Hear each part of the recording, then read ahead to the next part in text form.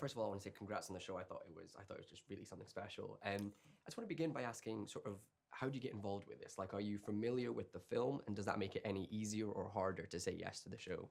Well, no, I'm not familiar with the film. I purposely didn't really want to watch it, you know, because you make it your own. I will watch it at some point, you know, but we've done this now and I'm in the flow. So it didn't really influence me at all, you know. I think what influenced me was the meeting I had with Guy and just reading the script. And I understand it was going to be a little bit different from anything I'd done before because, you know, it was quite heightened. What his characters are quite heightened. So it was good for me to go and do something different, you know. Yeah. And for yourself? Yeah, I'd seen the film before I knew this was going to be a project. And then when I heard about it, I was actually really interested in it and kind of went after it more than I have anything else before. I wanted to do something British. I really wanted to come back to the UK and work here for a little bit. I wanted to experience working with Guy Ritchie, and I loved the world of it. And I really liked the idea of there being quite a strong female character in the centre of it and what we could do with that. I thought that was kind of different to what we've seen in his work before. And I was quite, I'm excited about it. And I mean, these high society characters are sort of very far removed from our own reality, like this sort of criminal underworld. What kind of prep goes into that? Like, how do you kind of prepare to kind of embody that sort of role in that world? You know, being a straight man going to work, you know, you can't afford to have a life like that, you know. So to have a nice big house, you got to do some criminality somewhere along the lines, you know what I mean? Yeah, sure. Otherwise, you're going to get nothing because they're not going to give you fuck all. Yeah, you know, all they do is take. Yeah. What do you think, kid?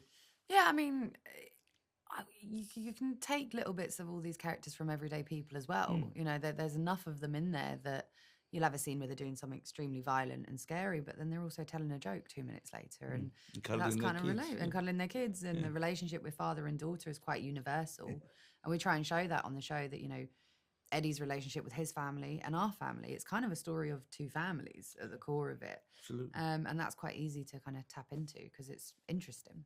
I mean, sort of touching upon the sort of father-daughter dynamic, like, do you have a bit of time to build that rapport beforehand, or you kind of like we kind of just fell into it, didn't we? We're lucky, it sort of just happened. It happens sometimes like that, and you don't get time sometimes for that. So as actors, you got to find that, you know, and understand it and trust one another a little bit, you know, and open up to one another, you know.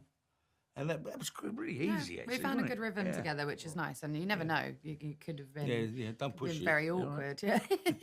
But no, we sort of fell into it quite nicely. I mean, for yourself, there is that scene where Freddie's in a chicken suit, you know, dancing, doing cocaine.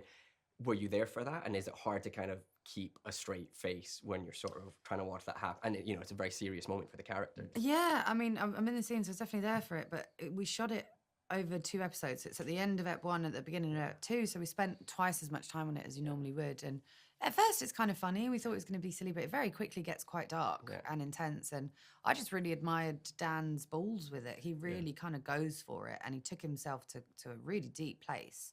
And the scene kind of evolved on the day. At first it was going to be a little bit sillier, and then that darkness kind of naturally came into it, and he ran with that. And I think it was a great choice because it makes it a lot more nuanced, a lot more interesting. He was fantastic. But I just kind of was in awe of his energy levels. So I was like, I'm exhausted just watching this. Yeah, it was cool. And finally, I just wanted to ask what you hope audiences will take away from the show, because, you know, it is based on sort of a kind of a modern classic, and maybe people are a little bit worried about sort of seeing it come back as a series. You know, what would you say to those fans? I'll just watch it and enjoy it. Yeah. You know, if they enjoy it, it's like any program you're going to watch. If you enjoy it, then that's the main thing, you know. Yeah, and I think it's different enough from the movie that even if you haven't seen the movie, you can kind of get into it this way as well.